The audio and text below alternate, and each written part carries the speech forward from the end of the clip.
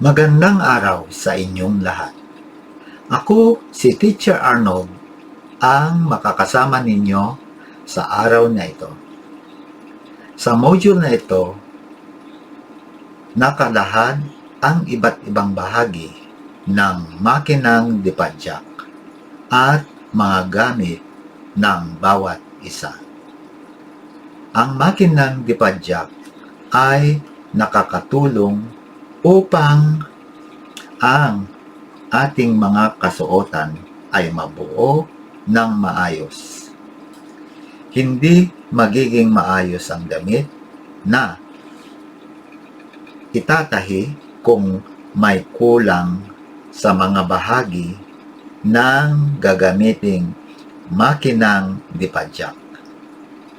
Ang makukuha mong kaalaman ukol sa araling ito ay magagamit mo upang ang iyong makinang dipadyak ay mapakinabangan sa loob ng mahabang panahon. Ang layunin ng paksa natin ngayon ay natutukoy ang mga bahagi ng makinang dipadyak. Ngayon, pupunta tayo sa parte ng subukin. Handa ka na bang suriin kung mayroon ka ng mga kaalaman sa paksa natin sa module na ito? Magsimula ka na. Panuto, lagyan ng check ang bilang na sa tingin mo ay bahagi ng makinang dipadyak at X naman kung hindi. Ilagay ang sagot ng inyong kwaderno. Una, karayom. Number 2, spool pin. Pangatlo, bobina. Pang-apat, pin cushion. Pang-lima, pressure foot. Pang-anim, balance wheel. 7, floor polisher. 8, aspile. 9, treadle. 10, slide plate. Ngayon, titignan natin ang nakapaskil na larawan. Magbibigay ako ng 3 minuto. Pupunta tayo sa mga bahagi ng makinang dipadyak. Nakakita ka na ba ng makinang dipadyak? Meron ka bang karanasan sa paggamit nito? Alam mo ba ang mga bahagi ng makinang dipadyak? Mahal kong mag-aaral, sa module na ito ay mapapag-aralan mo ang iba't ibang bahagi ng makinang dipadyak at mga gamit ng bawat isa. Ang kaalaman sa makina ay kailangan upang magamit itong mabuti sa pananahi ng iba't ibang kasuotan at iba pang mga pangangailangan. Balikan. Dito sa panuto, tukuyin kung anong uri ng kagamitan sa pananahi ang isinasaad sa bawat bilang. Piliin ang sagot sa loob ng kahon. Gawin ito sa inyong kwaderno. Curve stick, medida, meter stick, French curve, crochet hook, and tailor's square. Tuklasin. Tignan ang larawan. Ano kaya ito? Alam mo ba na ang kauna-unahang naka-imbento nito ay si Elijah Howe noong 1846. Pinaunlad naman ito ni Isaac Merritt Singer noong 1851. Ang bagay na ito ay may iba't ibang mahalagang bahagi. Hindi magiging maayos ang paggawa kung kulang ang bahagi ng bagay na ito. Handa ka na ba malaman ang mga ito? Suriin.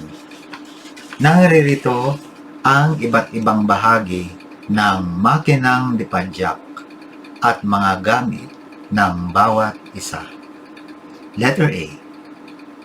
Itaas na bahagi ng makina.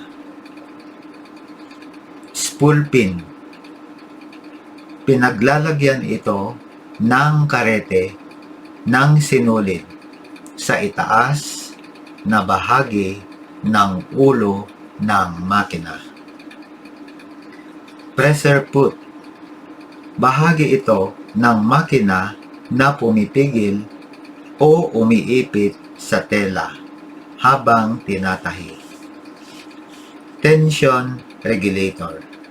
Ito ang bahaging nagluluwag o naghihigpit ng tahi. Thread guide.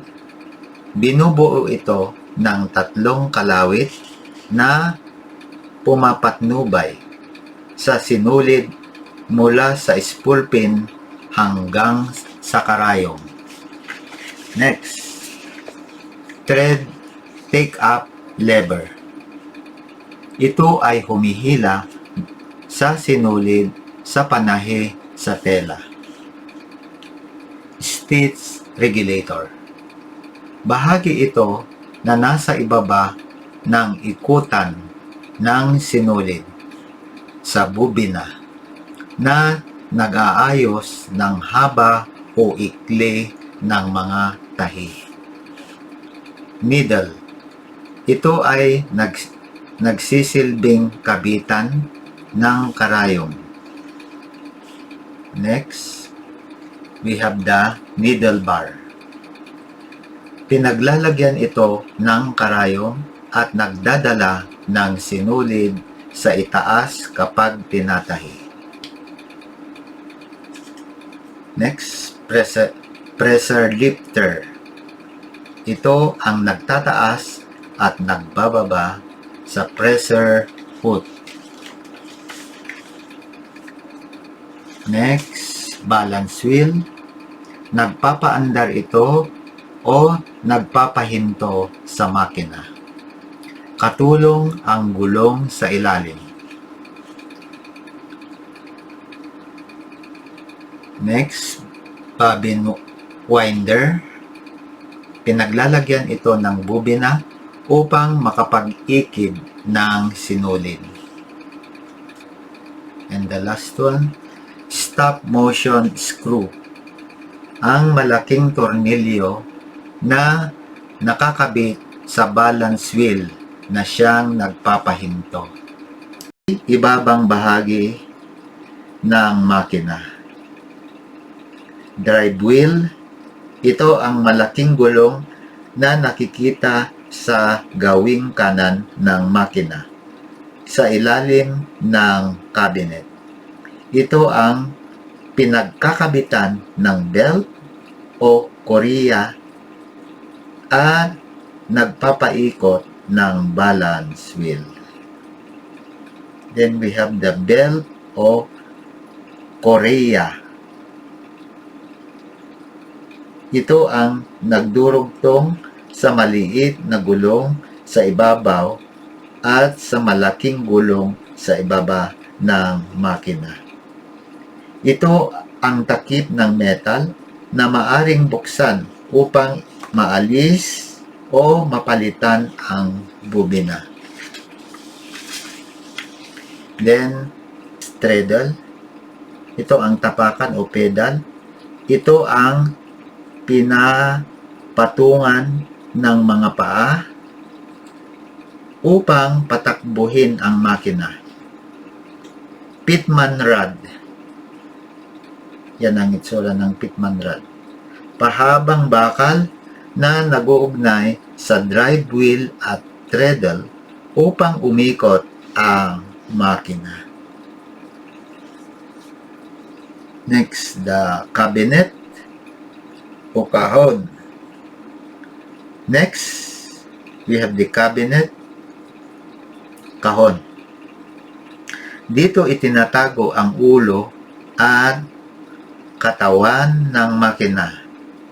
Karaniwang meron ding nakalaang mga kahon para sa mga sinulid, gunting at iba pang kagamitan sa pananahi.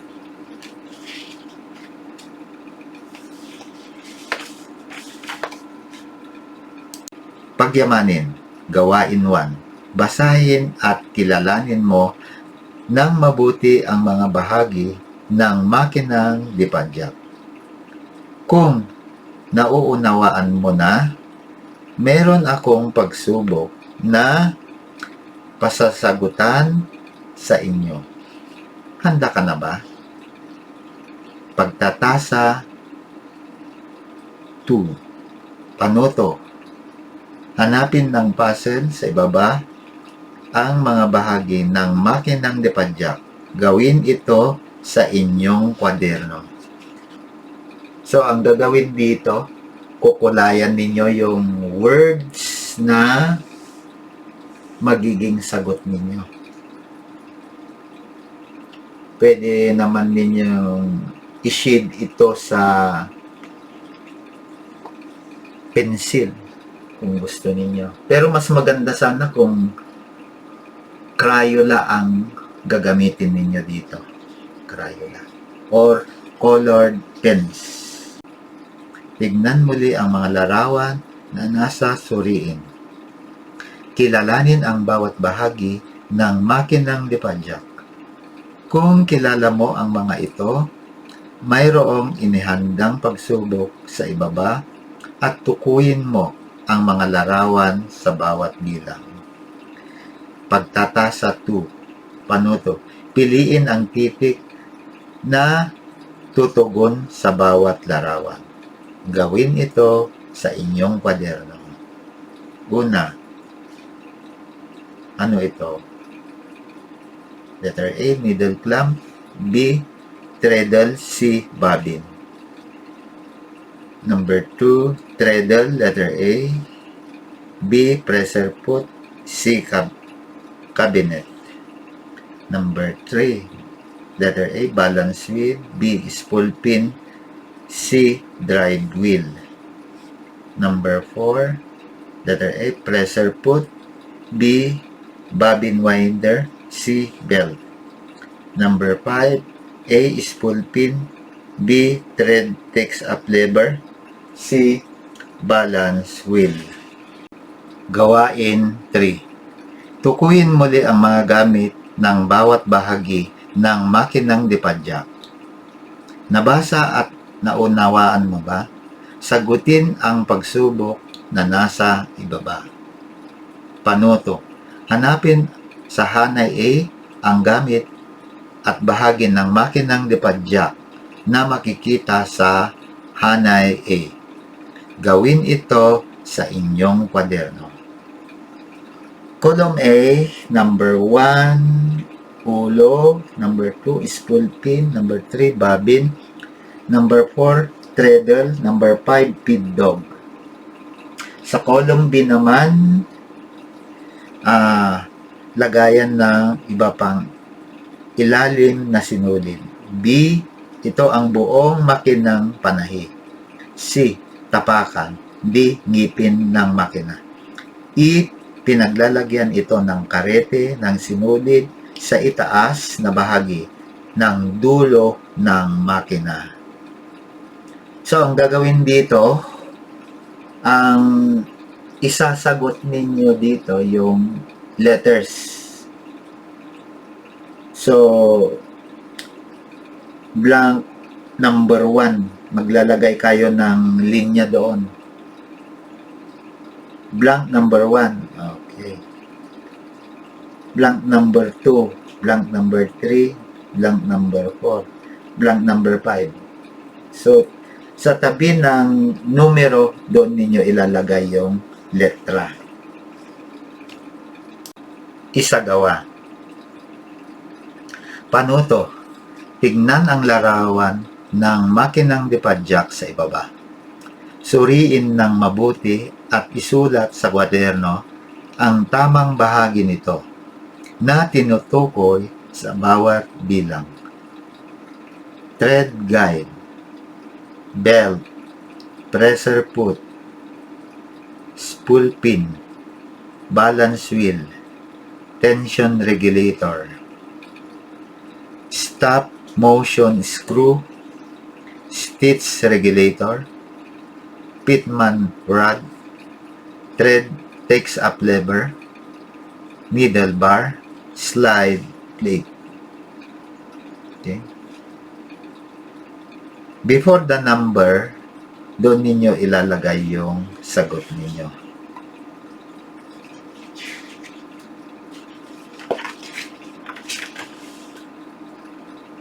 Nine. Tayahin. Panuto. Piliin ang titik ng wastong sagot. Isulat ito sa inyong kwaderno. Blank number 1. Pinaglalagyan ito ng karete ng sinulid sa itaas na bahagi ng ulo o makina. Letter A, spool pin. B, cabinet. C, needle bar. D, feed dog. Number 2, ang nagsisilbing kabitan ng karayom. A, treadle. B, needle clamp. C, tension regulator. D, bobina.